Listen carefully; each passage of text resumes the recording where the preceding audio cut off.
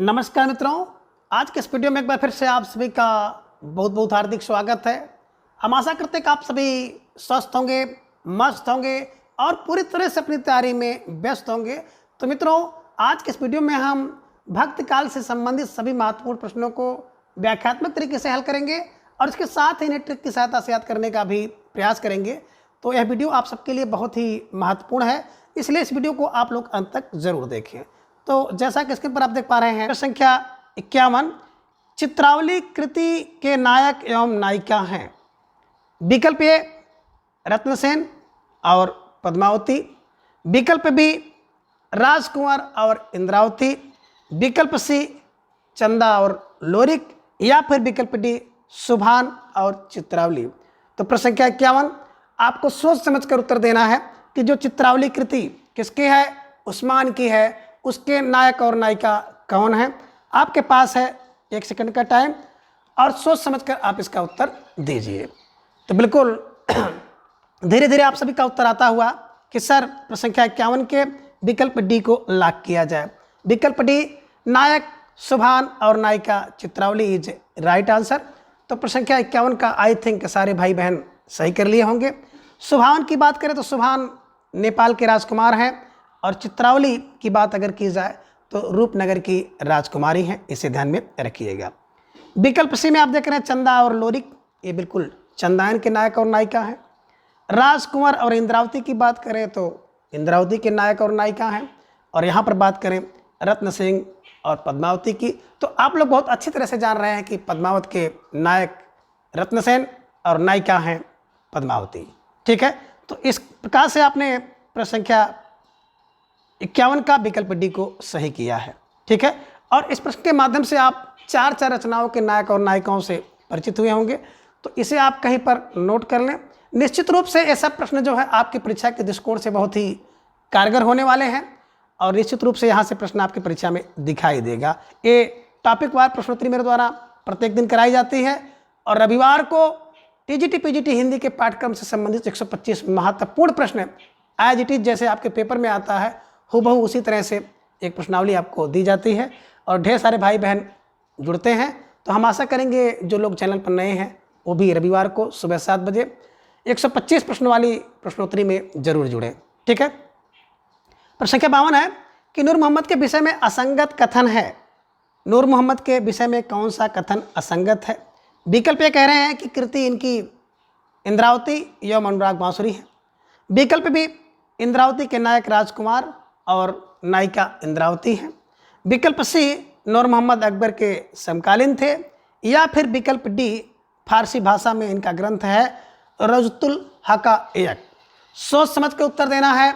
नूर मोहम्मद के विषय में कौन सा एक कथन असंगत है, यानी कि 3 जो कथन हैं वो सही हैं, एक कथन असंगत है। आपको उत्तर देना है और इस प्रश्न के माध्यम से 4 प्रश्न बनेंगे और चारों प्रश्नों का उत्तर आपको मैंने एक प्रश्न में देने का प्रयास किया है। तो बिल्कुल आप सबका उत्तर आ रहा है कि सर विकल्प सी को लॉक किया जाए। नूर मोहम्मद अकबर के समकालीन नहीं थे, बिल्कुल, बल्कि मोहम्मद शाह के समकालीन थे, इसे ध्यान में रखिएगा। प्रश्न ये बन सकता है कि नूर मोहम्मद किसके समकालीन थे, तो बिल्कुल आपका उत्तर होना चाहिए मोहम्मद शाह के समकालीन थे। ठीक है ना। नूर मोहम्मद की कृति, या आप पूछ ले कि इंद्रावती कृति किसकी है, तो नूर इंद्रावती नूर है। और अनुराग बांसुरी पूछ ले तो अनुराग बांसुरी में भी नूर है। तो नूर मोहम्मद की 2 रचना आप देख पा रहे हैं, इंद्रावती और अनुराग बांसुरी। ये प्रश्न किसी भी प्रकार से आपकी परीक्षा में पूछा जा सकता है और इंद्रावती के नायक नायिका से प्रश्न भी परीक्षा में पूछा जा सकता है कि नायक राजकुंवर हैं और नायिका जो है इंद्रावती है। और इनकी एक बड़ी महत्वपूर्ण रचना है जो कि फारसी भाषा में लिखी गई है। तो प्रश्न बन सकता है कि निम्नलिखित में से नूर मोहम्मद की कौन सी कृति जो है फारसी भाषा में लिखी गई है, तो रजतुल हकायक, इसे ध्यान में रखिएगा। तो आई होप कि आप लोग प्रश्न संख्या 52 के माध्यम से 4 प्रश्नों से रूबरू हुए होंगे। प्रश्न संख्या 53 है कि आचार्य शुक्ल के अनुसार प्रेम मार्गी शाखा का एकमात्र कवि किसे माना जाता है। विकल्प ए सूरदास को, विकल्प बी तुलसीदास को, विकल्प सी ईश्वरदास को, या फिर विकल्प डी जगनिक को। सोच समझकर आपको उत्तर देना है और थोड़ा सा इसका लेवल अगर देखा जाए तो बिल्कुल ऊंचा है, उच्च कोष्ठ का प्रश्न है उच्च कोटि का, तो ध्यान में रखिएगा। और प्रश्न संख्या 53 का जवाब आप दीजिए, स्टार लगाइए, वेरी वेरी इंपॉर्टेंट प्रश्न है। तो निश्चित रूप से कुछ भाई बहनों का उत्तर आया कि सर विकल्प ए सूरदास। ये वह सूरदास नहीं है बादशाह का कोना कोना झांकने वाले, बल्कि ये पंजाबी कवि थे जिनका नाम था सूरदास। तो इनके विषय में आचार्य रामचंद्र शुक्ल जी ने अपने हिंदी साहित्य के इतिहास में कहा है कि प्रेम मार्गी शाखा का एकमात्र कवि सूरदास को माना है, ध्यान में रखिएगा। और जब मैं आचार्य रामचंद्र शुक्ल जी का कथन पढ़ा रहा था तो मैंने इसका जिक्र किया था। ठीक है, चलिए। प्रश्न संख्या 54 है कि निम्न में एक असंगत है, उसका चयन करिए। विकल्प ए की बात करें तो कह रहे हैं कि सत्यवती, नायक ऋतुपर्ण और नायिका चंदायन। विकल्प बी में रचना है मालती, नायक मनोहर और नायिका मालती।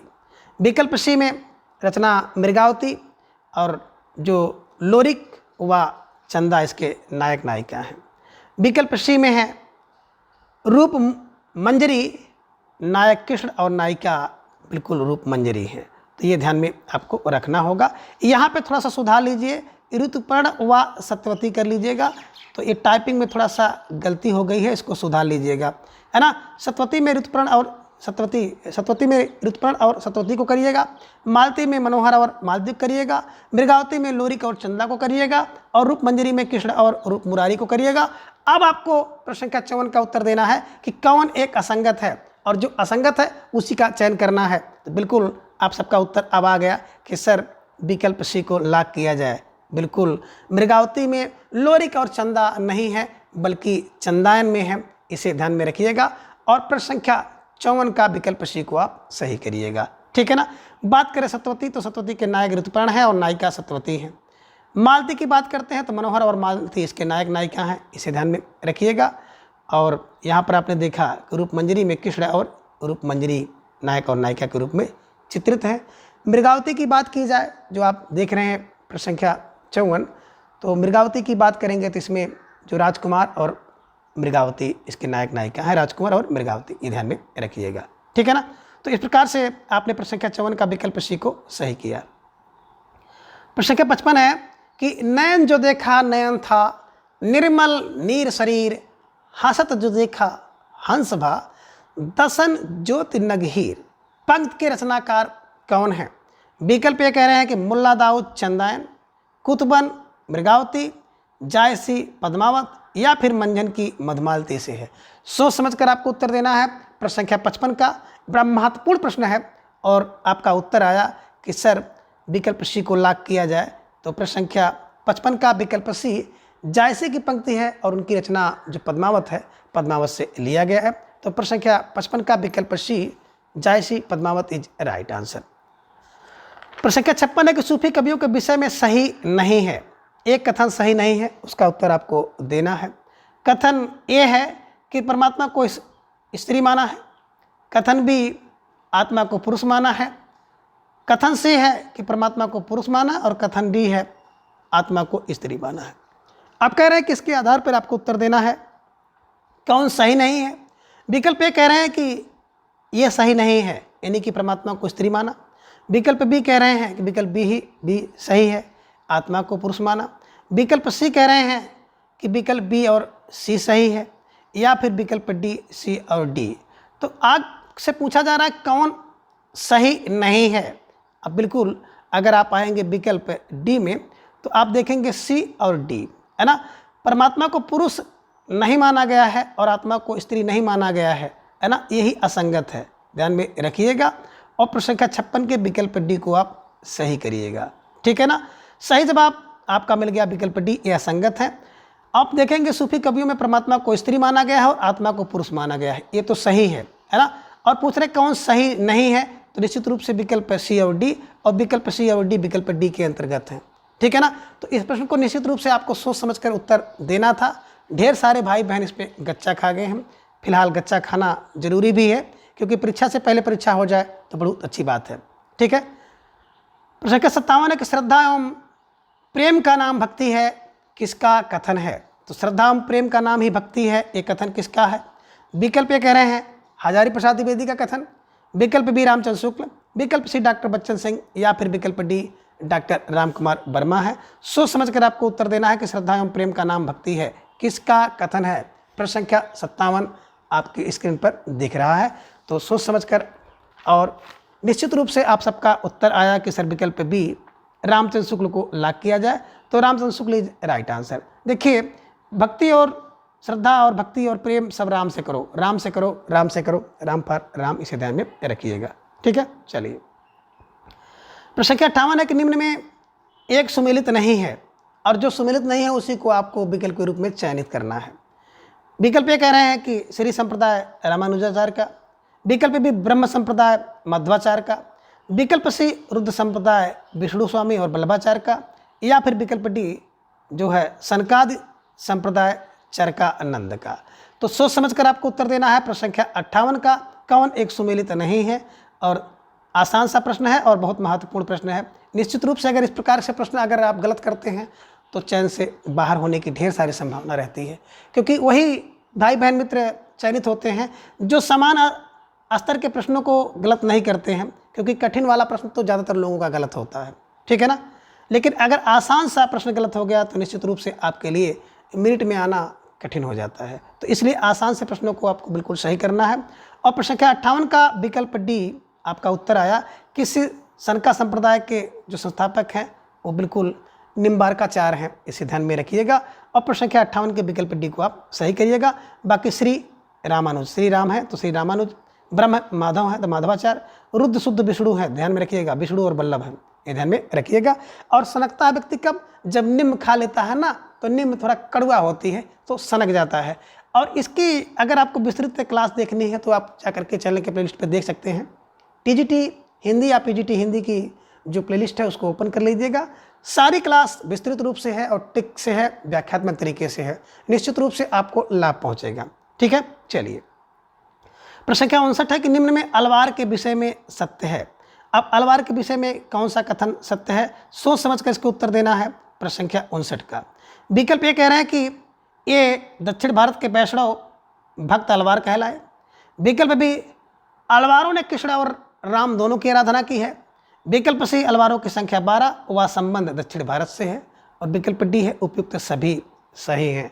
तो सोच समझ कर आपको उत्तर देना है।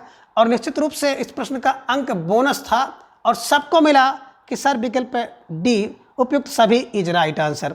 तो मित्रों, इस प्रश्न का जो निर्माण करने का मेरा मुख्य उद्देश्य था कि बिल्कुल अलवार के विषय में आपको सारी जानकारी हो जाए। प्रश्न पूछा जा सकता है कि अलवार का संबंध कहाँ से है, और विकल्प में रहेगा दक्षिण भारत, ठीक है ना। तो दक्षिण भारत के वैष्णव भक्त अलवार कहलाए। दूसरा पूछा जा सकता है कि अलवार किसकी आराधना करते थे, राम की या कृष्ण की या राम कृष्ण दोनों की। तो बिल्कुल राम और कृष्ण दोनों की आराधना करते थे। और विकल्प सी अलवारों की संख्या को लेकर प्रश्न बनता है कि अलवारों की संख्या 12 है, 13 है, 9 है, 84 है, 63 है। तो निश्चित रूप से अलवार की संख्या 12 है। तो इस प्रश्न के माध्यम से आपको लगभग 3 प्रश्नों का जवाब सही पता हुआ होगा। तो निश्चित रूप से आप इसको स्टार लगाएं और इस प्रश्न को अपनी नोटबुक में दर्ज करें। ठीक है, चलिए। प्रश्न संख्या 60 है कि निम्न में असंगत कथन है। एक कथन असंगत है और उस असंगत कथन का आपको चयन करना है। विकल्प ए में विशिष्टाद्वैतवाद और इसके प्रवर्तक हैं शंकराचार्य। विकल्प बी में शुद्धाद्वैतवाद विष्णु और वल्लभाचार्य। विकल्प सी में द्वैतवाद मध्वाचार्य, या फिर विकल्प डी है द्वैतवाद निम्बारकाचार्य। सोच समझकर आपको देना है कि कौन सा एक सिद्धांत और उसके प्रवर्तक असंगत हैं या मेल नहीं कर रहे हैं। बिल्कुल देख रहा हूँ प्रश्न संख्या 60 पर ढेर सारे भाई बहन बिल्कुल फंस गए हैं, सोच रहे हैं कि कौन से विकल्प के पास जाएं। बिल्कुल अगर आप सही से पढ़े होंगे तो इसके उत्तर देने में आपको बिल्कुल किसी प्रकार की कोई कठिनाई नहीं होनी चाहिए। और धीरे धीरे आपका उत्तर आ गया कि सर विकल्प ए को लॉक किया जाए।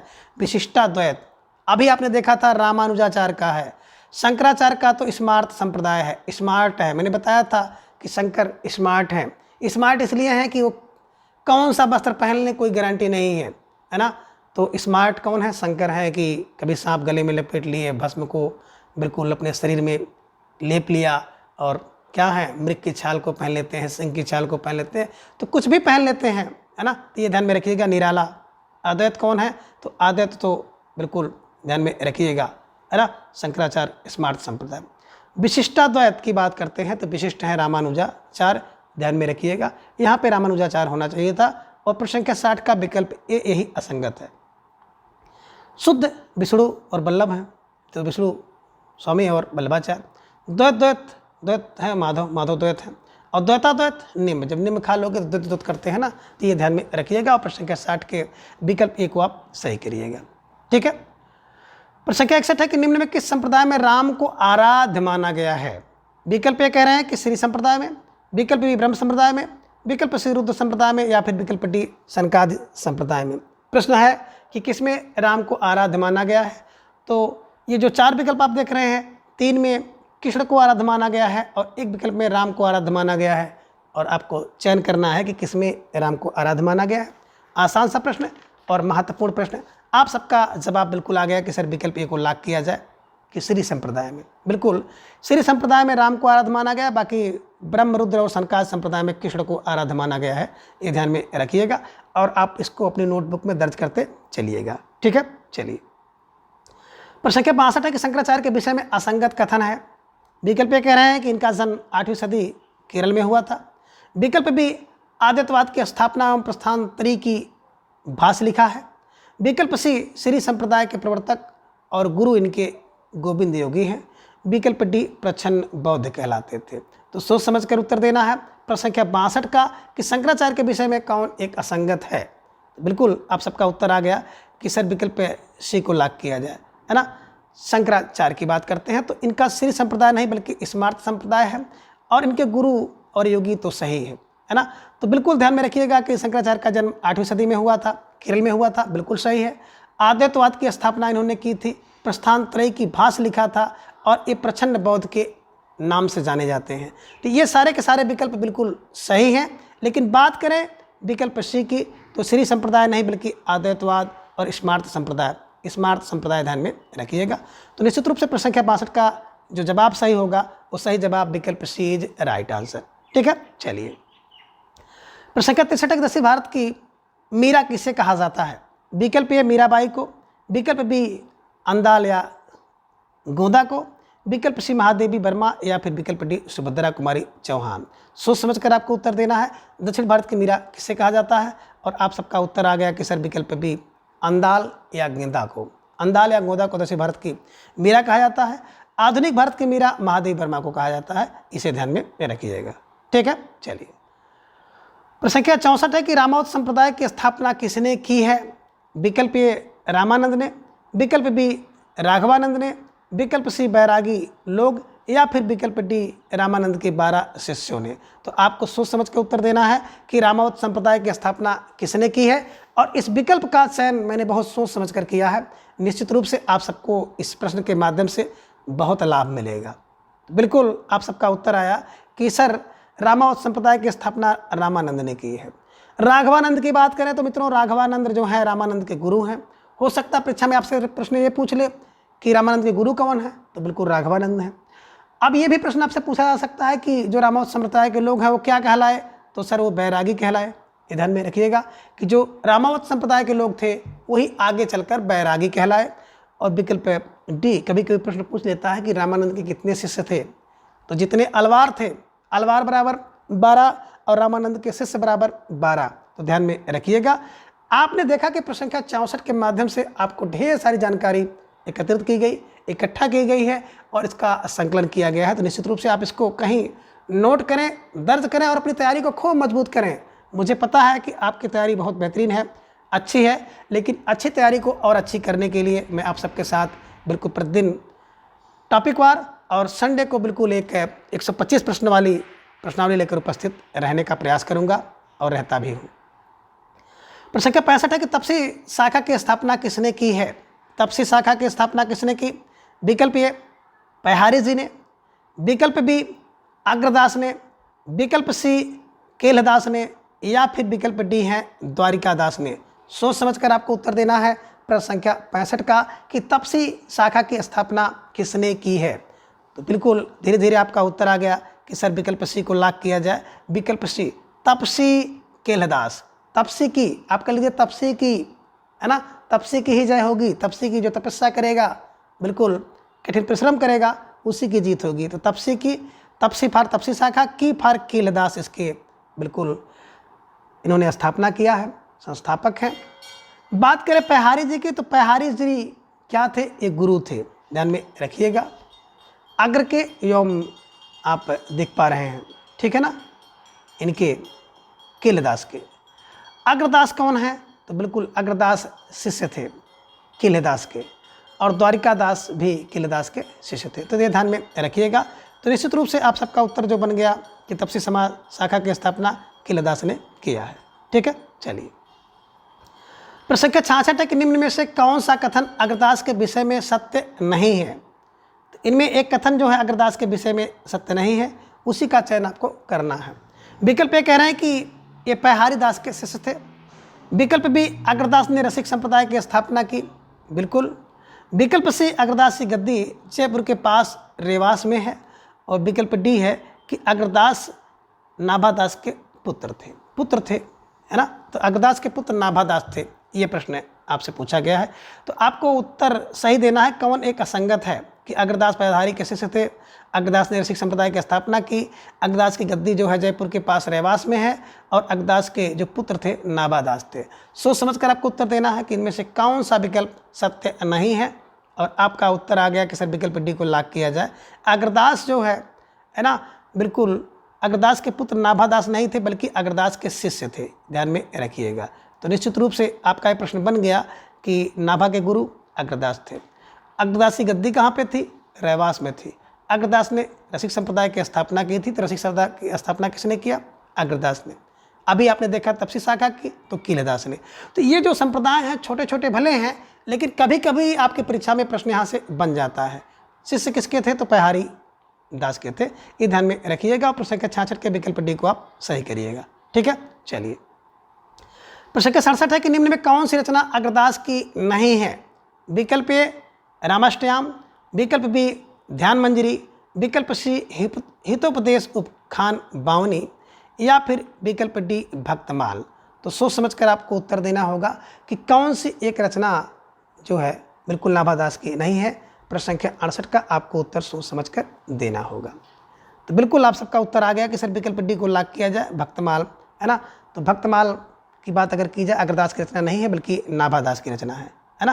ये ध्यान में रखिएगा, अष्टयाम और भक्तमाल, ठीक है। चलिए, प्रश्न संख्या 68 है कि सतवती कथा, भरत मिलाप और अंगज पैज के लेखक कौन हैं?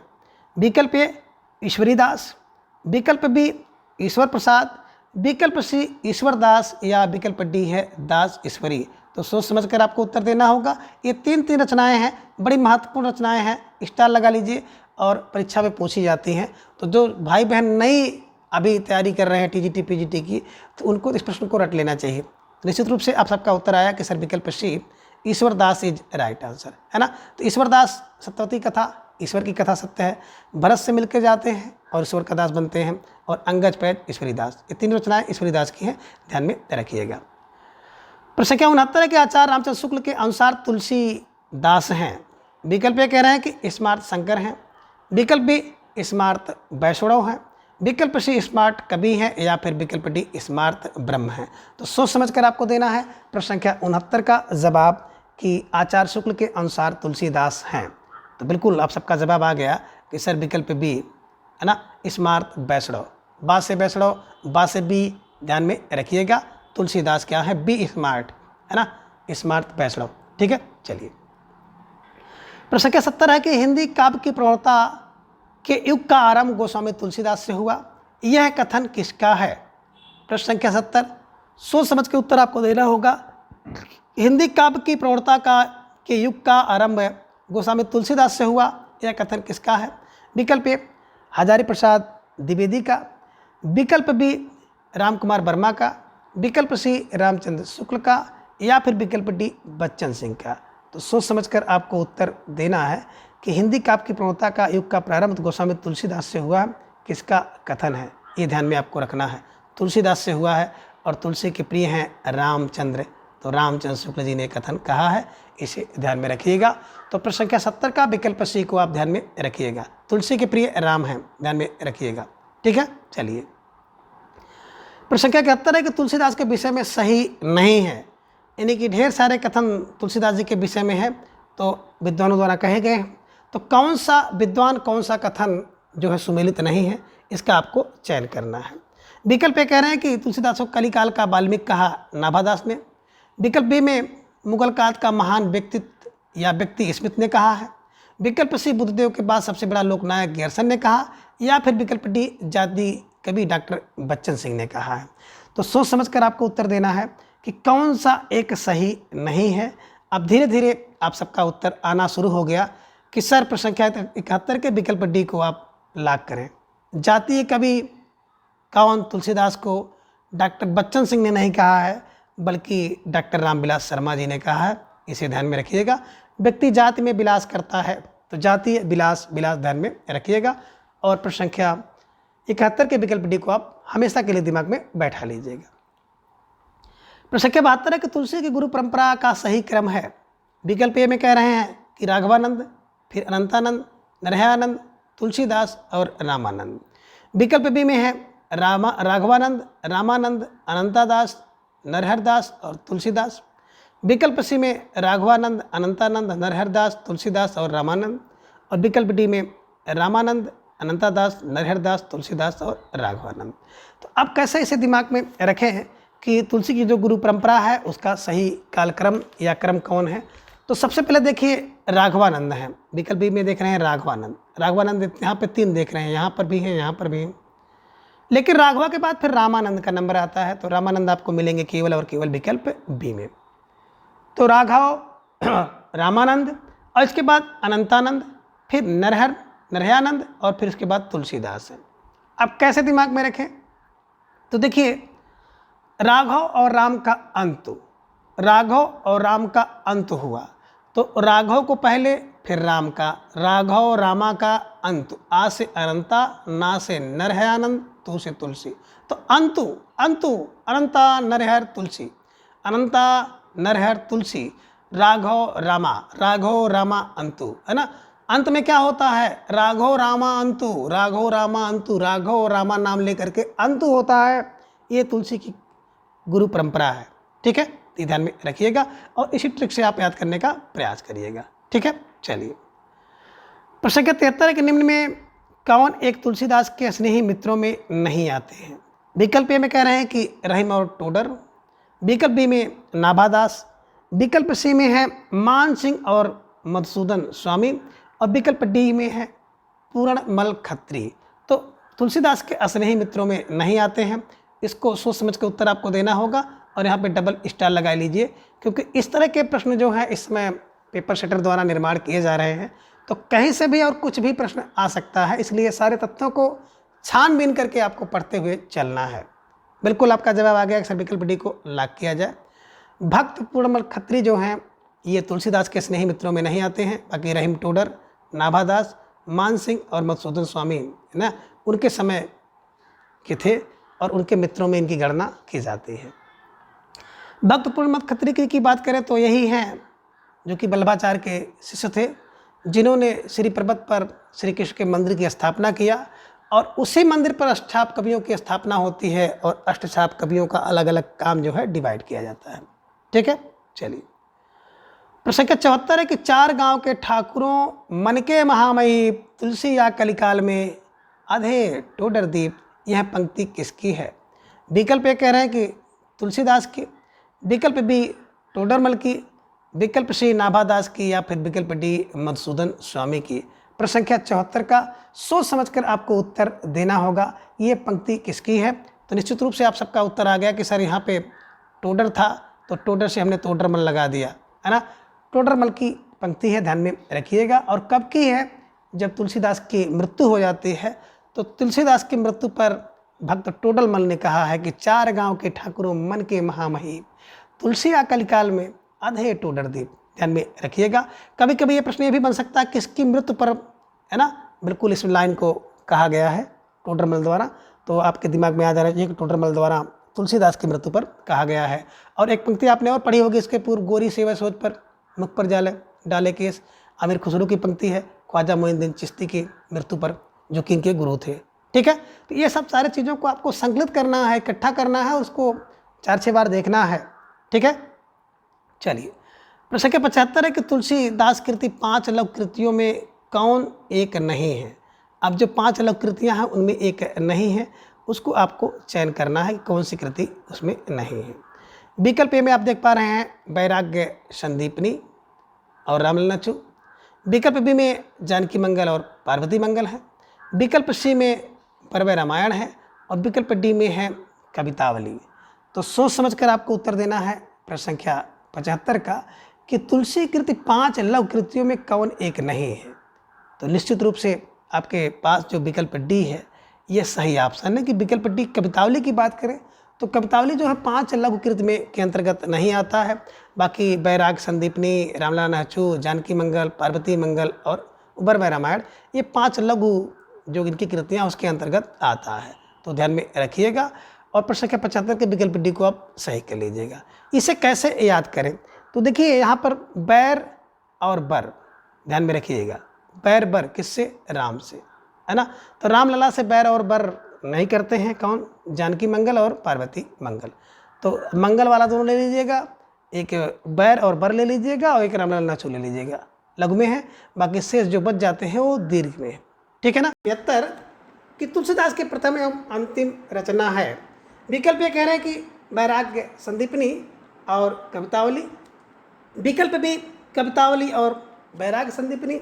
विकल्प सी है रामलला नाचू और रामचरितमानस या फिर विकल्प डी रामचरितमानस और रामलला नाचू है। तो प्रश्न संख्या 76 आपके स्क्रीन पर आपके जवाब की प्रतीक्षा कर रहा है कि तुलसीदास की प्रथम और अंतिम रचना कौन सी है और आपको सोच समझ कर उत्तर देना है। आपके पास समय है 2 सेकंड।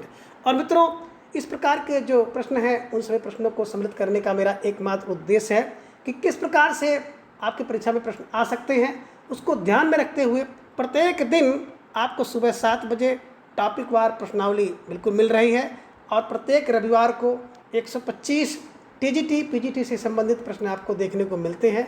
निश्चित रूप से आपके लिए बहुत कारगर हैं, इसलिए आप सबसे बिल्कुल निवेदन है कि इस वीडियो को अंत तक जरूर देखिएगा।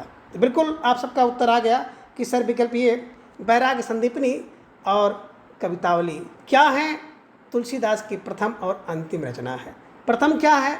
वैराग्य संदीपनी और अंतिम रचना कौन सी है? कवितावली है। तो इस एक प्रश्न में आपको 2 जवाब मिला और 2 प्रश्न आपका बना कि सर तुलसीदास की जो पहली रचना है वैराग्य संदीपनी है और अंतिम रचना इनकी है कवितावली। कैसे दिमाग में बैठाएं कि हमेशा के लिए आपको आत्मसात हो जाए। तो बिल्कुल मित्रों तुलसीदास जी के बारे में आप जान रहे हैं कि इन्हें अपनी पत्नी जिनका नाम रत्नावली था तो रत्नावली से बहुत अगाध प्रेम था और इसी प्रेम के वशीभूत होकर एक बार रात को बिल्कुल अपने ससुराल चले गए थे, जिस पर नाराजगी जाहिर करते हुए रत्नावली ने इनको कहा था व्यंग में कि अस्ति चरममयी देहमम तामय ऐसी प्रीत तैसी जो श्री राम में होत न तो भोभीत। और उस पंक्ति को सुनकर के तुलसीदास में क्या हुआ था कि वैराग उत्पन्न हो गया था। और पहले क्या हुआ? वैराग उत्पन्न हुआ और वैराग से हो गया वैराग संदीपनी और बाद में कविता करने लगे तो कवितावली, ठीक है ना। इसी क्लू से आप दिमाग में रखिएगा कि तुलसीदास में हुआ सबसे पहले वैराग उत्पन्न हुआ तो वैराग संदीपनी और बाद में कविता करने लगे तो कवितावली, यानी कि तुलसीदास जी की पहली रचना वैराग संदीपनी और अंतिम रचना है कवितावली, ठीक है ना। तो इस तरह से आपके दिमाग में बैठ जाएगा और कभी भी कहीं भी ये भूलेगा नहीं, ठीक है। चलिए, और इस तरह की आप क्लास के लिए मेरे साथ जुड़िए, चैनल को सब्सक्राइब करिए अगर नए हो और अपनी तैयारी को बूस्ट करिए, ठीक है। चलिए, प्रश्न संख्या 77 है कि निम्न में तुलसी की कौन सी कृति ज्योतिष ग्रंथ है। विकल्प ये कह रहे हैं कि वैराग संदीपनी, विकल्प बी हनुमान बाहुक, विकल्प सी रामाज्ञा प्रश्नावली या फिर विकल्प डी है रामचरितमानस। प्रश्न संख्या 77 आपके स्क्रीन पर आपके जवाब की प्रतीक्षा कर रहा है कि तुलसी की किस कृति में ज्योतिष ग्रंथ है। सोच समझकर आपको उत्तर देना है। आपके पास समय है 1 सेकंड। बिल्कुल महत्वपूर्ण प्यारा सा प्रश्न परीक्षा में छपने वाला कि तुलसी की किस कृति में ज्योतिष ग्रंथ है। बिल्कुल आप सबका उत्तर आ गया कि सर विकल्प सी को लॉक किया जाए, रामाज्ञा प्रश्नावली इज राइट आंसर, ठीक है ना। कैसे दिमाग में बैठाएंगे? अगर आपको ज्योतिष ग्रंथ, बिल्कुल ज्योतिष ग्रंथ पढ़ना है, ज्योतिष ग्रंथ सीखना है तो क्या करना होगा? तो राम की आज्ञा लेनी होगी। राम की आज्ञा यानी कि रामाज्ञा प्रश्नावली इज राइट आंसर, ठीक है ना। ज्योतिष ग्रंथ पढ़ना है तो क्या करना है? तो राम की आज्ञा लेनी होगी। राम की आज्ञा फॉर रामाज्ञा प्रश्नावली, है ना, ये ध्यान में रखिएगा। तो ज्योतिष ग्रंथ कौन सा है? रामाज्ञा प्रश्नावली। बात करें विकल्प ए बैराग संदीपनी, अभी आपने देखा है कि तुलसी में पहले क्या हुआ था? बैराग हुआ था, यानी कि पहली रचना है। विकल्प बी में आप देख रहे हैं हनुमान बाहुक, बड़ी प्यारी सी रचना है। हनुमान बाहुक जिसे तुलसीदास जी की जब बाह पीड़ा हो रही थी, भुजा में दर्द हो रहा था, तो अपनी बाह पीड़ा से मुक्ति के लिए हनुमान बाहुक की रचना की थी। और रामाज्ञा प्रश्न आपने देखा है कि ज्योतिष ग्रंथ है। और विकल्प डी रामचरितमानस के बारे में तो कुछ कहना ही नहीं है, बिल्कुल लोक समन्वय के लिए इन्होंने, लोक रंजन के लिए इन्होंने, है ना, तो ध्यान में रखिएगा, लोक मंगल के लिए रामचरितमानस की स्थापना की बाबा तुलसीदास ने, ठीक है ना। तो लोक मंगल ध्यान में रखिएगा। रामाज्ञा प्रश्नावली ज्योतिष ग्रंथ, हनुमान बाहुक बाह पीड़ा के लिए, और बैराग संदीपनी इनकी पहली कृति है, ठीक है। फिलहाल प्रश्न संख्या 77 का विकल्प सी रामाज्ञा प्रश्नावली इज राइट आंसर, ठीक है। चलिए प्रश्न संख्या 78 है कि तुलसी की किस कृति में महामारी एवं काली काल का वर्णन है? विकल्प ए वैराग्य प्रश्न रामाज्ञा प्रश्न, विकल्प ए है रामाज्ञा प्रश्न, विकल्प बी वैराग्य संदीपनी, विकल्प सी विनय पत्रिका, या फिर विकल्प डी कवितावली। प्रश्न संख्या 78 तुलसीदास की किस कृति में महामारी एवं कलिकाल का वर्णन है?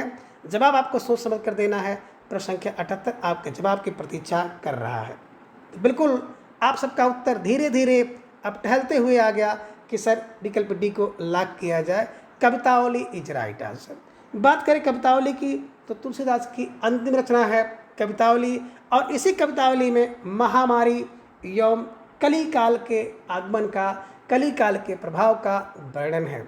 अब महामारी की बात आ गई तो बनारस में फैले हुए महामारी का वर्णन तुलसीदास जी ने किया है अपनी कवितावली में। रामाज्ञा प्रश्नावली के बारे में आप जान ही रहे हैं कि रामाज्ञा लीजिए, अगर आपको बिल्कुल ज्योतिष पढ़ना है तो रामाज्ञा लीजिए, ज्योतिष ग्रंथ है। बैराग संदीपनी पहले बैराग हुआ, यानी कि पहली रचना है। और विनय पत्रिका की बात करें तो तुलसीदास जी की बड़ी महत्वपूर्ण रचना है, जिसमें इन्होंने भक्ति विषयक पदों की रचना किया है, यानी कि आप कह सकते हैं कि 279 पदों में इन्होंने भक्ति की है, ठीक है ना। तो इस प्रकार से प्रश्न संख्या 78 का विकल्प डी को आप सही कर सकते हैं, और आपके लिए प्यारा सा प्रश्न ये हमेशा के लिए आपके दिमाग पे बैठ जाएगा। प्रश्न संख्या 79 है कि निम्न में रामचरितमानस के कांड का सही क्रम है। तो आप दिमाग में बैठाइएगा कि निम्न में रामचरितमानस के कांड का सही क्रम है, और कई बार परीक्षा में आया है, तो यहाँ पर आप स्टार लगा लीजिए कि रामचरितमानस के जो 7 कांड हैं उनके कांड का क्रम क्या है। विकल्प ये कह रहे हैं कि जो पहले बालकांड, फिर अरण्यकांड, फिर किष्किंधा और उसके बाद सुंदरकांड। विकल्प भी बता रहे हैं पहले बालकांड, फिर अयोध्याकांड, फिर अरण्यकांड, फिर किष्किंधा, फिर सुंदरकांड। विकल्प सी में है बाल, अरण्य, अयोध्या, किष्किंधा और सुंदरकांड, और विकल्प डी में सुंदरकांड, अरण्यकांड, किष्किंधाकांड, बालकांड और उत्तरकांड। तो प्रश्न संख्या 79 बिल्कुल आपके स्क्रीन पर आपके जवाब की प्रतीक्षा कर रहा है। 2 सेकंड के टाइम आपको दिए जाते हैं, और इन 2 सेकंड में बिल्कुल आपको प्रश्न संख्या 79 का उत्तर देना है। सोच समझकर दीजिएगा, बहुत महत्वपूर्ण प्रश्न है, आपकी परीक्षा में छपने वाला प्रश्न है।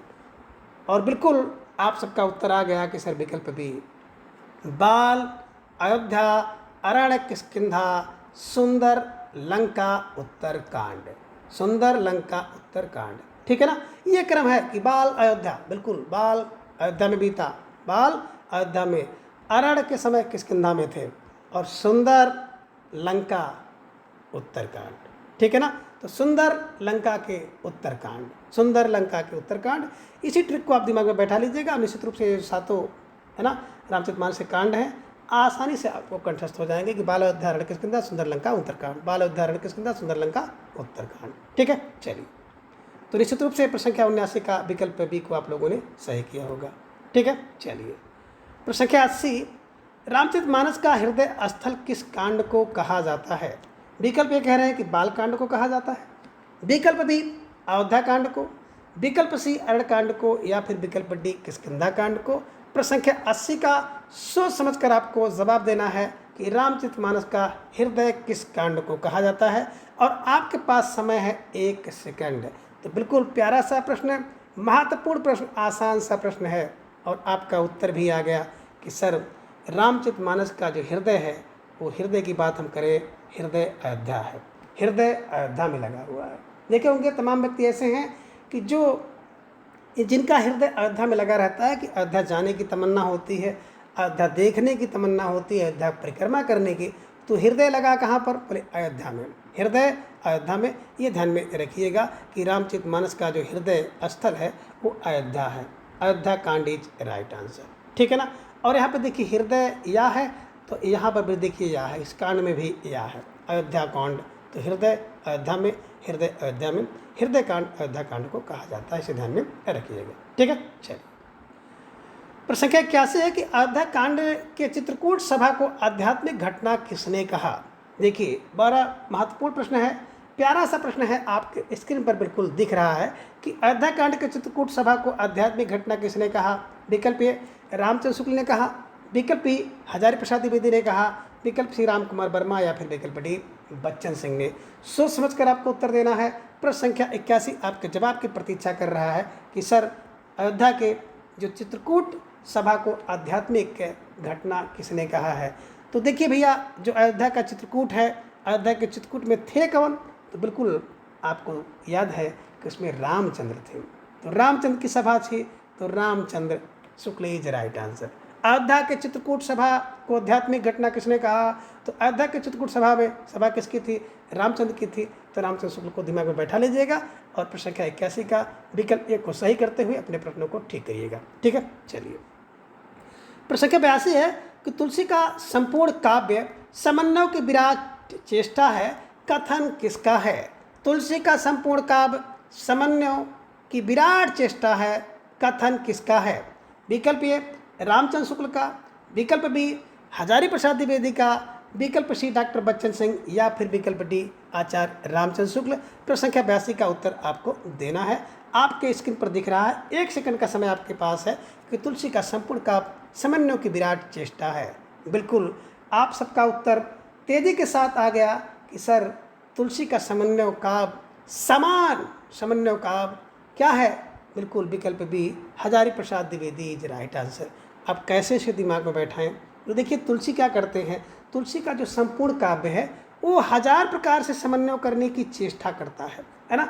1000 कोशिश करते हैं कि समन्वय हो जाए, समन्वय बन जाए, किसी प्रकार का कोई विरोध विवाद ना हो। बस 1 किलो दिमाग में रखिएगा कि तुलसी का संपूर्ण काव्य क्या करता है? 1000 प्रकार के समन्वय के 1000 प्रकार के समन्वय की विराट चेष्टा करता है, विराट चेष्टा करता है, 1000 प्रकार 1000 चेष्टा करता है। और 1000 फार हजारी प्रसाद द्विवेदी को ध्यान में रख लीजिएगा कि तुलसी का संपूर्ण काव्य तो 1000 समन्वय की चेष्टा करता है। 1000 समन्वय माने हजारी प्रसाद द्विवेदी जी का कथन है, ठीक है ना। चलिए प्रश्न संख्या 83 के निम्न में असंगत है। अब कौन असंगत है? विकल्प ए कह रहे हैं कि तुलसीदास रूपकों का बादशाह लाला भगवान दीन और बच्चन सिंह ने कहा। विकल्प बी कह रहे हैं कि अनप्रास का बादशाह रामचंद्र शुक्ल ने कहा इनको, तुलसीदास को। विकल्प सी पे आप जाएंगे तो उत्प्रेक्षा का बादशाह डॉक्टर उदयभान सिंह ने कहा। और विकल्प डी है कि तुलसीदास ने रामचरितमानस सर्वप्रथम नूर मोहम्मद को सुनाया। तो बिल्कुल प्यारा सा जवाब आपको देना है। सुंदर सा प्रश्न आपके स्क्रीन पर है, प्रश्न संख्या 83। तो बिल्कुल सोच समझकर आपको उत्तर देना है प्रश्न संख्या 83 का कि है ना। बिल्कुल तुलसीदास को रूपक का बादशाह किसने कहा, अनप्रास का बादशाह किसने कहा, उत्प्रेक्षा का बादशाह किसने कहा, और तुलसीदास ने सर्वप्रथम रामचरितमानस नूर मोहम्मद को सुनाया। एक इसमें बिल्कुल असंगत है।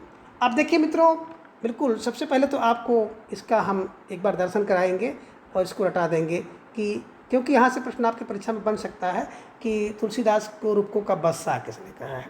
तो देखिए रूपक जो होता है, तुलसीदास रूपक हैं, तो भैया जो रूपक हैं तो लाल और बच्चों के, तो बच्चे भी क्या होते हैं कि रूपक होते हैं बादशाह का। बच्चा जो रूपक होता है बादशाह का, है ना। और लाला हम लोग कहते हैं बच्चे को, लाला मुन्ना भैया कहते हैं ना। तो लाला मुन्ना भैया बच्चे हैं और बच्चे जो हैं क्या हैं, बिल्कुल बादशाह हैं, रूपक के बादशाह हैं। बच्चे देखते होंगे राजा हैं, है ना। कहीं से भी कुछ भी प्रश्न पूछते हैं और कहीं से कुछ भी काम करते हैं, कुछ भी बोलते हैं। तो लाला और बच्चे क्या हैं, रूप हैं किसके, बोले बादशाह के। यानी कि रूपक का बादशाह किसने कहा, लाला भगवान दीन और बच्चन सिंह ने कहा है। अनप्रास का बादशाह, अनप्रास तो भैया रामचंद्र शुक्ल, अनुप्रास शुक्ल रामचंद्र शुक्ल ने इन्हें तुलसीदास जी को क्या कहा, अनप्रास का बादशाह कहा है। अब देखिए छोटा ऊ से उत्प्रेक्षा है और छोटा ऊ से उदयभान सिंह है। तो उत्प्रेक्षा का बादशाह उदयभान सिंह ने कहा है, ये भी आप ध्यान में रखिएगा और इसको कंठस्थ कर लीजिएगा। विकल्प डी की बात करते हैं कि कह रहे हैं कि कौन एक असंगत है। तो तुलसीदास ने रामचरितमानस सर्वप्रथम नूर मोहम्मद को नहीं सुनाया था, बल्कि रस की खान यानी कि रस खान को सुनाया था। तो ध्यान में रखिएगा। और प्रश्न संख्या 83 का जो सही जवाब होगा, कौन असंगत है, विकल्प डी, तुलसीदास ने रामचरितमानस सबसे पहले नूर मोहम्मद को नहीं सुनाया था, बल्कि रस खान को सुनाया था। तो इस प्रकार से आपने बिल्कुल प्रश्न संख्या 83 का जवाब सही कर लिया कि तुलसी रूपक का बादशाह लाला भगवान दीन और बच्चन सिंह ने, अनप्रास का बादशाह रामचंद्र शुक्ल ने कहा, उत्प्रेक्षा का बादशाह डॉक्टर उदयभान सिंह ने कहा है, और तुलसीदास ने सबसे पहले रामचरितमानस किसको सुनाया, रस खान को सुनाया। ठीक है ना। इस एक प्रश्न के माध्यम से 4 प्रश्नों को आप बिल्कुल तैयार कर सकते हैं। कोई भी परीक्षा में अगर प्रश्न आपके दिखाई दिया तो आप निश्चित रूप से उसको दौड़ा कर मारने वाले हैं। ठीक है, चलिए आगे। प्रश्न संख्या 84 है कि आरत की जय हनुमान लला की, दुष्ट दलन रघुनाथ कला की पंक्ति किसकी है। विकल्प ए कह रहे हैं कि रायदास की है, विकल्प बी श्रद्धाराम फुलरी की है, विकल्प सी रामानंद की है, या फिर विकल्प डी नाभादास की है। सोच समझ कर उत्तर आपको देना है। प्रश्न संख्या 84 आपके बिल्कुल स्क्रीन पर दिख रहा है कि आरत की जय हनुमान लला की, दुष्ट दलन रघुनाथ कला की किसकी पंक्ति है। उत्तर आप दीजिए। तो बिल्कुल आप सबका उत्तर आ गया कि सर विकल्प सी रामानंद है। तो निश्चित रूप से जिनके उत्तर विकल्प सी आए वो बधाई के पात्र हैं, और जिनके नहीं भी आए वो भी बधाई के पात्र हैं, क्योंकि आज के बाद से ये प्रश्न आपको गलत नहीं होगा। ठीक है ना। आरत की जय हनुमान लला की, जब आरती होती है हनुमान लला की तो सबसे ज़्यादा आनंद किसको आता है, राम को आता है। तो राम को आनंद यानी कि रामानंद। जब उनके दास हनुमान जी की आरती होगी, हनुमान लला की आरती होगी, तो क्या होगा, तो रामानंद होगा, राम जी को आनंद होगा, यानी कि रामानंद जी की ये पंक्ति है। विकल्प ए की बात करें तो रायदास की, तो राय कौन देता है, दास देता है क्या, कि मन है चंगा तो कठौती में गंगा, मन है चंगा तो कठौती में गंगा इनकी पंक्ति है। और विकल्प बी की बात करें श्रद्धाराम फुलरी, तो भैया देखो अगर फुल श्रद्धा आपके मन में है, तो फुल श्रद्धा होगी तो आप क्या करोगे, ओम जय जगदीश हरे गाओगे ना, कि ओम जय जगदीश हरे। तो ये ध्यान में रखिएगा, जब फुल श्रद्धा होगी तो ओम जय जगदीश हरे आप गाएंगे। और विकल्प डी नाभादास की बात करें तो अवधपुरी की शोभा जैसे कहीं न जाई, है ना, एक पंक्ति बड़ी प्रसिद्ध है, इसे ध्यान में रखिएगा। और प्रश्न संख्या 84 का विकल्प सी रामानंद इज राइट आंसर। ठीक है, चलिए पूरे वीडियो को आप लोग अंत तक देखिएगा, निश्चित रूप से आपको लाभ मिलेगा। और आप सबसे थोड़ा सा निवेदन भी है कि इस वीडियो को अधिक से अधिक लोगों तक शेयर करिए, जिससे अधिक से अधिक भाई बहनों का लाभ हो। और जितनी आपकी संख्या बढ़ेगी उतनी हमारी जिम्मेदारी बढ़ेगी, और धीरे धीरे आपके लिए लाइव क्लास, बोर्ड के द्वारा शिक्षण और ढेर सारे मेरे द्वारा जो भी नवाचार संभव होगा करने की कोशिश करूंगा। इसलिए आपका भी कर्तव्य बनता है कि इस वीडियो को बहुत दूर तक, घर घर तक पहुंचाने का प्रयास करिए। जितने भी हिंदी प्रेमी हैं सबके पास ये वीडियो पहुंचनी चाहिए। ठीक है, चलिए आगे। प्रश्न संख्या 85 है कि रामावत संप्रदाय के लोग किस अन्य नाम से जाने जाते हैं। बिल्कुल प्यारा सा प्रश्न है। प्रश्न संख्या 85 कि रामावत संप्रदाय के लोग किस अन्य नाम से जाने जाते हैं।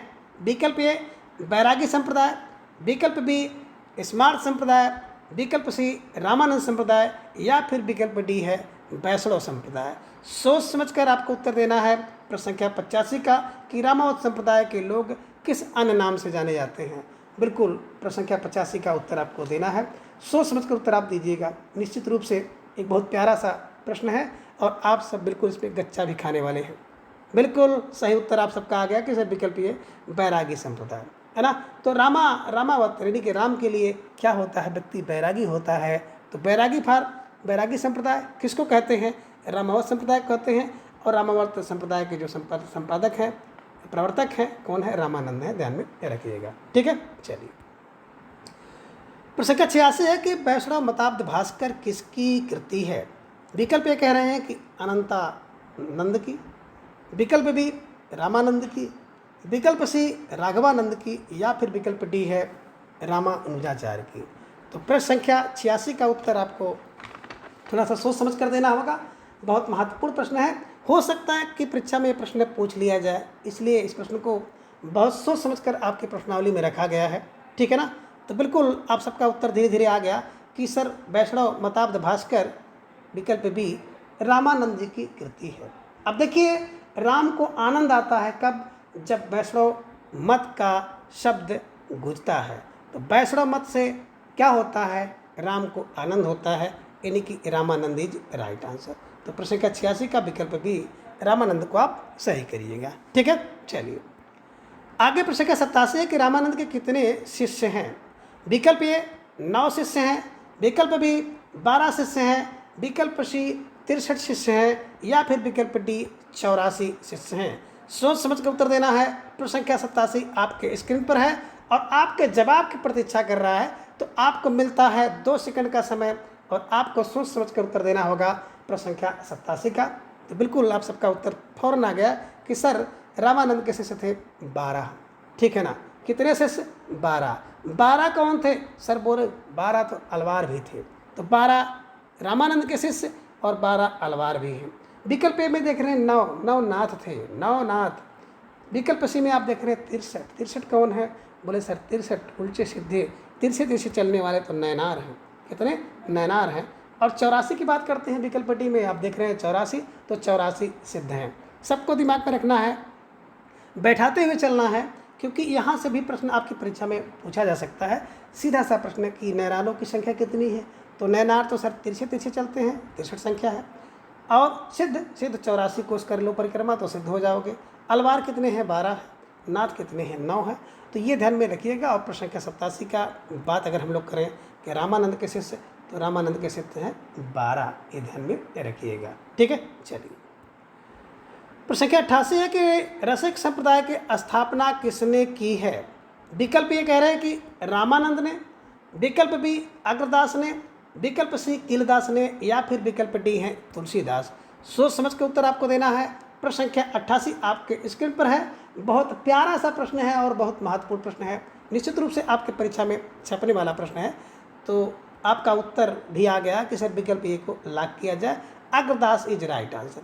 देखिए रसिक संप्रदाय की बात करते हैं, अग्रदास इसके संस्थापक हैं, इन्होंने इसकी स्थापना की है। कैसे दिमाग में बैठाएंगे? तो देखिए मित्रों, जो रसिक होते हैं, जैसे कोई क्रिकेट का रसिक है तो क्रिकेट के आगे रहेगा, अग्र पंक्ति में बैठा रहेगा, आगे रहेगा। कोई फिल्म देखने का, मूवी देखने का रसिक है तो भैया वो उसमें आगे बैठेगा। कोई पढ़ने का आगे बिल्कुल रसिक है तो भैया अग्र बैठेगा, पढ़ने के अग्र बैठेगा। तो अग्र फार अग्र होता है, रसिक कहाँ होता है? अग्र में होता है। अग्र माने आगे होता है, तो अग्रदास इज राइट आंसर। इसे ध्यान में बैठाएंगे और कभी नहीं भूल पाएंगे। निश्चित रूप से आप सभी के लिए जो ट्रिकें हैं बहुत कारगर हैं। ढेर सारे भाई बंधु जुड़ रहे हैं और उनको लाभ भी पहुंच रहा है। ठीक है, चलिए प्रश्न संख्या 89 है कि तुलसी की कृतियों का जो कालक्रम सही है। अब विकल्प कौन? ए कह रहे हैं कि सबसे पहले बैराग्य संदीपनी, इसके बाद रामज्ञा प्रश्न है, फिर रामलला नैचु है, जानकी मंगल और रामचरितमानस। विकल्प बी में कह रहे हैं कि रामज्ञा प्रश्नावली, फिर रामलला नैचु, फिर जानकी मंगल, रामचरितमानस और बैराग्य संदीपनी। विकल्प सी में कह रहे हैं कि बैराग्य संदीपनी, रामलला नैचु, जानकी मंगल, रामज्ञा प्रश्नावली, रामचरितमानस। और विकल्प डी में है बैराग्य संदीपनी, रामज्ञा प्रश्नावली, रामलला नैचु, रामचरितमानस और जानकी मंगल। तो प्रश्न संख्या जो 89 को सोच समझ कर उत्तर आपको देना होगा। प्यारा सा प्रश्न है, 2 सेकंड का समय आपको दिया जाता है। तो इन 2 सेकंड में आपको बिल्कुल प्रश्न संख्या 89 का उत्तर सोच समझ कर देना है। और बिल्कुल आप सबका उत्तर आ गया कि सर विकल्प ए को लॉक किया जाए। सबसे पहली रचना तुलसीदास की है। अभी आपने बताया था सर कि पहले बैराग हुआ था, तो तुलसी को सबसे पहले बैराग हुआ, तो बैराग संदीपनी, ये ध्यान में रखिएगा। इसके बाद रामज्ञा प्रश्नावली, तो रामज्ञा प्रश्नावली आपको ध्यान में है कि रामज्ञा प्रश्न करना चाहिए कब, जब ज्योतिष पढ़ना होगा तो आराम से प्रश्न करो। रामलला नैचु है, फिर जानकी मंगल, इसके बाद पार्वती मंगल, रामचरितमानस। तो ध्यान में रखिएगा और प्रश्न संख्या 89 के विकल्प ये को आप सही करिएगा। ठीक है, चलिए आगे प्रश्न संख्या 90 है कि निम्न में अवधी भाषा की रचना नहीं है। यानी कि इनमें एक रचना है जो कि अवधी भाषा की नहीं है, उसको आपको सोच समझकर जवाब देना है। विकल्प ये कह रहे हैं कि रामज्ञा प्रश्न और वरवे रामायण, विकल्प बी में रामचरितमानस और रामलला नैचु, विकल्प सी में है पार्वती मंगल और जानकी मंगल, और विकल्प डी में है कवितावली और गीतावली। तो कह रहे कौन से विकल्प में अवधी भाषा की रचना नहीं है। सोच समझ कर उत्तर आपको देना है। प्रश्न संख्या 90 आपके स्क्रीन पर है और आपकी जवाब की प्रतीक्षा बिल्कुल प्रश्न संख्या 90 कर रहा है। बिल्कुल आप सबका उत्तर आ गया तेज़ी से कि सर विकल्प डी को लॉक किया जाए कि कवितावली और गीतावली इज राइट आंसर। है ना। तो देखिए जो बात करें अवधी भाषा की, तो अवधी भाषा छोड़िए, है ना। अब इनकी जो रचनाएं ब्रज भाषा में हैं, अगर ब्रज भाषा की रचनाएं आपके दिमाग में बैठ गई तो जो शेष बच जाएंगी वो बिल्कुल अवधी भाषा में हो जाएंगी, ठीक है ना। आइए ब्रज भाषा की जो रचनाएं हैं उनको क्लियर से देखिए। तुलसीदास की जो ब्रज भाषा की रचनाएं हैं उनको आप देखेंगे, सबसे पहले तो बिल्कुल कवितावली और गीतावली, यानी कि वली। क्या करना है? वली। जितनी रचनाओं में इनकी वली है, कवितावली, गीतावली, कृष्ण गीतावली और दोहावली, तो वली। और इसके बाद पनी एक रचना है, वैराग्य संदीपनी पहली रचना, और इसके बाद एक रचना है विनय पत्रिका। तो बस कवितावली, है ना, गीतावली, ये ध्यान में रखिएगा, वली वली, इसके बाद पनी और पत्रिका। तो निश्चित रूप से पनी, वैराग्य संदीपनी, पत्रिका और वली अगर मिल जाए तो ये ब्रज भाषा में है। और इसके अलावा जितनी भी रचनाएं बनती हैं, बचती हैं, और शेष सभी रचनाएं अवधी भाषा में हैं। तो आपने देखा कवितावली और गीतावली, दो आपको मिल गया, वैराग्य संदीपनी, विनय पत्रिका, है ना। ये ध्यान में रखिएगा, ब्रज भाषा की रचनाएं हैं, बाकी शेष रचनाएं जो भी बच जाती हैं वो सब अवधि हैं, ठीक है। चलिए, और प्रश्न संख्या 90 के विकल्प डी को आप सही करिएगा, ठीक है। चलिए, प्रश्न संख्या 91 है कि यद्यपि सुजात सुलक्षणी सुवरन सरस सुमित्र भूषण बिन न विराजई कविता बनिता मित्र, पंक्ति किसकी है? तो बिल्कुल ये प्यारा सा प्रश्न 91 वाला और परीक्षा में आने वाला। तो प्यारा सा प्रश्न 91 वाला कविता में परीक्षा में आने वाला प्रश्न है, डबल स्टार इस पर लगाइए। ये प्रश्न कई बार पूछा गया है और बहुत कन्फ्यूजिंग करता है, क्योंकि इसमें भूषण दिया गया है और ढेर सारे भाई जैसे विकल्प एक को देखते हैं भूषण और भूषण को लगा देते हैं। तो इसलिए इस प्रश्न को बिल्कुल मैंने अपनी इस प्रश्नोत्तरी में शामिल किया है कि विकल्प ए कह रहे हैं कि भूषण की पंक्ति है, विकल्प बी आप देख पा रहे हैं केशवदास की, विकल्प सी परवीन राय की, या फिर विकल्प डी है नाभा दास की। तो सोच समझकर उत्तर आपका आ गया कि सर भूषण तो है नहीं, भूषण बिन ना विराजई, तो भीषण बिन ना, भूषण ना है, कौन है? बोले सर केशव हैं। कौन है? केशव दास की पंक्ति है, ध्यान में रखिएगा। जहाँ पे भूषण बिन ना, भूषण ना, कौन? बोले सर केशव हैं। यद्यपि सुजात सुलक्षणी सुबरन सरस सुमित्र भूषण बिन न विराजई कविता वनिता मित्र, तो भूषण ना, कौन? बोले सर केशव हैं। तो केशव यानी कि प्रश्न संख्या 91 का विकल्प B Keshav Das is right answer, ठीक है। चलिए, प्रश्न संख्या 92 है कि ये बड़े ही सहृदय कवि थे, ऋतु वर्णन तो इनके जैसा और किसी श्रृंगारी कवि ने नहीं किया है, यह कथन किसका और किसके विषय में है? प्रश्न संख्या 92 प्यारा सा प्रश्न आपके स्क्रीन पर है, आपको जवाब देना है और आपके पास है 2 सेकंड का समय। निश्चित रूप से जो भी भाई बहन लगातार जुड़े हुए हैं, बने हुए हैं, आप सबको बहुत बहुत धन्यवाद, बहुत बहुत आभार। इस तरह से अंत तक आप लोग बने रहें। तो बिल्कुल बड़े ही सहृदय कवि थे, ऋतु वर्णन तो इनके जैसा और किसी श्रृंगारी कवि ने नहीं किया है, यह कथन किसका है? विकल्प ए कह रहे हैं कि हजारी प्रसाद द्विवेदी का है, केशव के लिए। विकल्प बी कह रहे हैं कि नहीं, रामचंद्र शुक्ल का है, केशव के लिए। विकल्प सी कह रहे हैं कि रामचंद्र शुक्ल का सेनापति के लिए, या फिर विकल्प डी है डॉक्टर नागेंद्र का सेनापति के लिए। सोच समझकर आपको उत्तर देना है। प्रश्न संख्या 92 आपके स्क्रीन पर है। वेरी वेरी मोस्ट इंपॉर्टेंट प्रश्न को बिल्कुल स्टार लगाइए, ये आपकी परीक्षा में प्रश्न पूछा जा सकता है। तो बिल्कुल अब आप सबका उत्तर आ गया कि सर समझ गए, विकल्प सी रामचंद्र शुक्ल जी का कथन है और सेनापति के लिए है। तो इसमें 2 प्रश्न छुपा हुआ है। कभी कभी ये पूछ लेता है कि ये किसका कथन है, तो रामचंद्र शुक्ल जी का है, और किसके लिए है, तो सेनापति के लिए है। निश्चित रूप से एक के साथ एक फ्री, बाई 1 गेट 1। तो ध्यान में रखिएगा। प्रश्न संख्या 92 से आपने 2 प्रश्न निर्माण किया, एक तो किसका कथन, शुक्ल जी का, दूसरा सेनापति के लिए। तो देखिए ये बड़े ही सहृदय हैं। कौन सहृदय कवि है? ऋतु वर्णन वाले तो भैया सेनापति हैं। कौन कह सकता है? तो सेनापति को तो भैया रामचंद्र कह सकते हैं, है ना। रामचंद्र की सेना है तो रामचंद्र क्या करेंगे, अपने सेनापति को हाँ कहेंगे भैया, है ना। ये ध्यान में रखिएगा। और निश्चित रूप से प्रश्न संख्या 92 का विकल्प सी को आप सही करिएगा, ठीक है। चलिए, प्रश्न संख्या 93 कि सेनापति का सर्वाधिक प्रिय अलंकार है। सेनापति के बारे में प्रश्न पूछा जा रहा है कि सेनापति का सर्वाधिक प्रिय अलंकार है। विकल्प ए रूपक, विकल्प बी अनुप्रास, विकल्प सी श्लेष अलंकार, या फिर विकल्प डी उत्प्रेक्षा। प्रश्न संख्या 93 का सोच समझकर आपको उत्तर देना है। और आपका जो प्रश्न आपके स्क्रीन पर दिखाई दे रहा है आपके जवाब की प्रतीक्षा कर रहा है और आपको दिए जाते हैं बिल्कुल 2 सेकंड का समय। और इस प्रश्न पर बिल्कुल आप स्टार लगा लीजिए। निश्चित रूप से यह प्रश्न आप सबकी परीक्षा में पूछा जाता है। तो बिल्कुल आप सबका उत्तर आ गया कि सर विकल्प सी को लॉक किया जाए। सेनापति शेष क्या है? सेनापति शेष, शेष माने श्लेष, सेनापति शेष हैं, सा से शेष और सा से श्लेष। तो सेनापति को प्रिय है श्लेष अलंकार, ध्यान में रखिएगा। रूपक की बात करते हैं तो बिल्कुल अभी आपने देखा था कि तुलसीदास को रूपक का बादशाह किसने कहा? बच्चों ने कहा, यानी कि बच्चन और लाला भगवान देव, ये ध्यान में रखिएगा। अनुप्रास की बात करें तो अनुप्रास का बादशाह भी आपने देखा था रामचंद्र शुक्ल ने कहा, तुलसीदास के विषय में कहा था। और उत्प्रेक्षा की बात करते हैं तो उत्प्रेक्षा के बारे में कहा गया था कि उत्प्रेक्षा का बादशाह डॉक्टर उदयभान ने कहा, ठीक है। और उत्प्रेक्षा की बात करते हैं तो आप लोगों ने देखा होगा प्रेम मार्गी शाखा के एक बड़े प्रसिद्ध कवि हैं, है ना, जायसी जी। तो जायसी जी को उत्प्रेक्षा बहुत प्रिय है और उत्प्रेक्षा में भी हेत उत्प्रेक्षा उनको बहुत प्रिय था।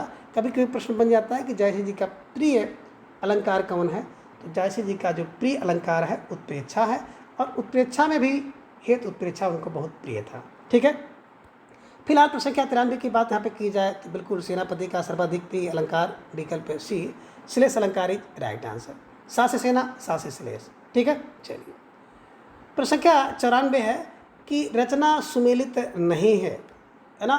विकल्प ए कह रहे हैं कि प्राणचंद चौहान की रचना रामायण महानाटक, विकल्प बी माधवदास का परमात्म प्रकाश, विकल्प सी हृदय राम का हनुमान नाटक और विकल्प डी है लाल दास का अवध विलास। सोच समझ कर उत्तर दीजिए। प्रश्न संख्या 94 का, है ना, कवर एक सुमेलित नहीं है और बिल्कुल आपके स्क्रीन पर आपके जवाब की प्रतीक्षा कर रहा है प्रश्न संख्या 94 और आपको समय मिला है 1 सेकंड का और आप सबका उत्तर आ गया कि सर बिल्कुल बात करते हैं विकल्प बी की तो माधवदास का ये बिल्कुल परमात्म प्रकाश नहीं है, बिल्कुल यहाँ पे आध्यात्म प्रकाश होना चाहिए था। परमात्म प्रकाश जो है ये कवि जोइंद की रचना है, परमात्म प्रकाश और योगसार।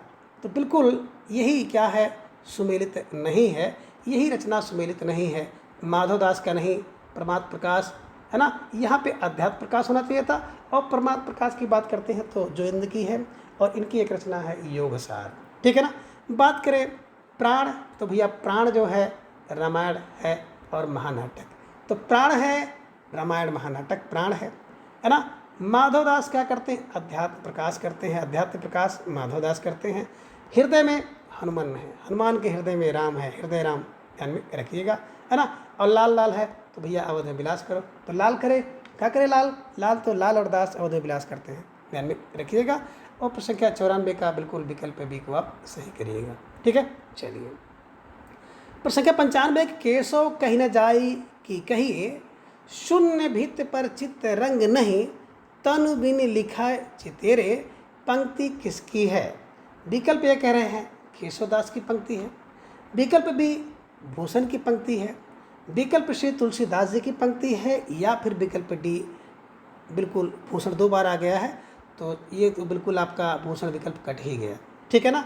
अब आपके पास विकल्प बच गए केशवदास और तुलसीदास, तो बिल्कुल आपके दिमाग में सही सा उत्तर आना चाहिए, सोच समझ कर आना चाहिए, स्टार लगाइए।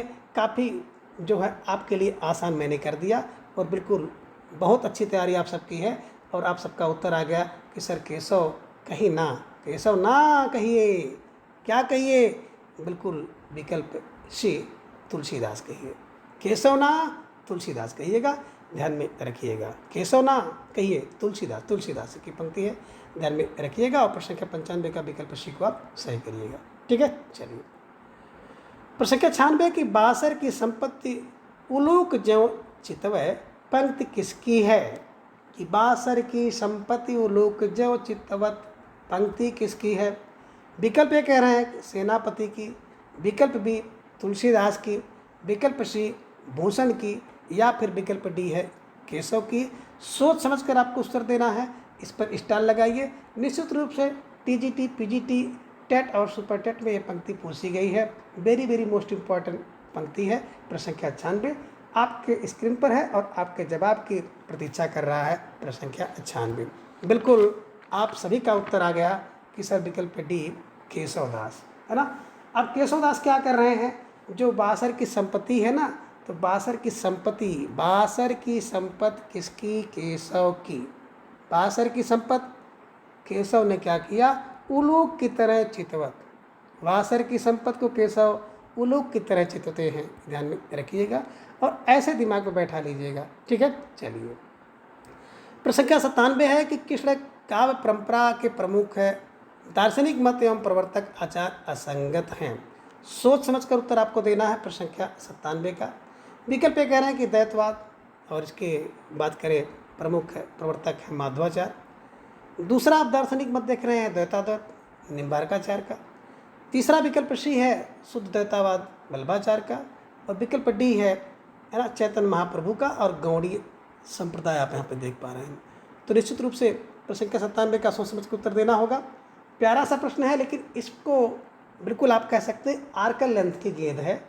निश्चित रूप से आपकी गिल्ली यहाँ पे उड़नी है और सभी भाई बहन इसे चकमा खा गए, है ना। बिल्कुल खाना स्वाभाविक भी है। देखिए मित्रों, बात अगर हम करें द्वैतवाद, तो द्वैतवाद एक दार्शनिक मत है, द्वैताद्वैत एक दार्शनिक मत है, शुद्ध द्वैतावाद भी एक दार्शनिक मत है, लेकिन गौड़ी एक संप्रदाय है चैतन्य महाप्रभु का। इसका अगर देखा जाता दार्शनिक मत, तो निश्चित रूप से आचिंत चिंता भेद होना चाहिए था, है ना, ये तब यह सही हो जाता। तो प्रश्न का 97 का विकल्प डी जो है आपका गलत है ना। जैसे द्वैतवाद की बात करते हैं तो बिल्कुल माधवाचार्य का ब्रह्म संप्रदाय है, निम्बार्काचार्य का सनकादि है, वल्लभाचार्य का रुद्र संप्रदाय है, और वैसे चैतन्य महाप्रभु का गौड़ी संप्रदाय है। लेकिन अगर दार्शनिक मत की बात करेंगे तो अचिंत चिंता भेद ध्यान में रखिएगा, ठीक है ना। तो निश्चित रूप से आपका बिल्कुल प्रश्न सही बन गया कि सर प्रश्न का 97 का विकल्प डी को सही किया जाए। निश्चित रूप से आपने इस प्रश्न में गच्चा खाया है और ये मेरा उद्देश्य भी था, क्योंकि कभी कभी जो पेपर सेटर महोदय होते हैं वो इस तरह से प्रश्न आपकी परीक्षा में रख देते हैं और ढेर सारे भाई बहन पहले ही बोल्ड हो जाते हैं, ठीक है। चलिए, प्रश्न संख्या 98 है कि कवि हाल का वास्तविक नाम है। विकल्प ये कह रहे हैं कि बभ्रुवाहन, विकल्प बी सालवाहन, विकल्प सी बसंतराम, या फिर विकल्प डी प्रतिष्ठानपुर। सोच समझ को उत्तर दीजिए। प्रश्न संख्या 98 आपके स्क्रीन पर दिख रहा है और आपके पास है 1 सेकंड का समय। बिल्कुल आप सबका उत्तर आ गया कि सर हम लोग जब किसी का हाल पूछते हैं तो कहते हैं का हाल चाल है, हाल साल।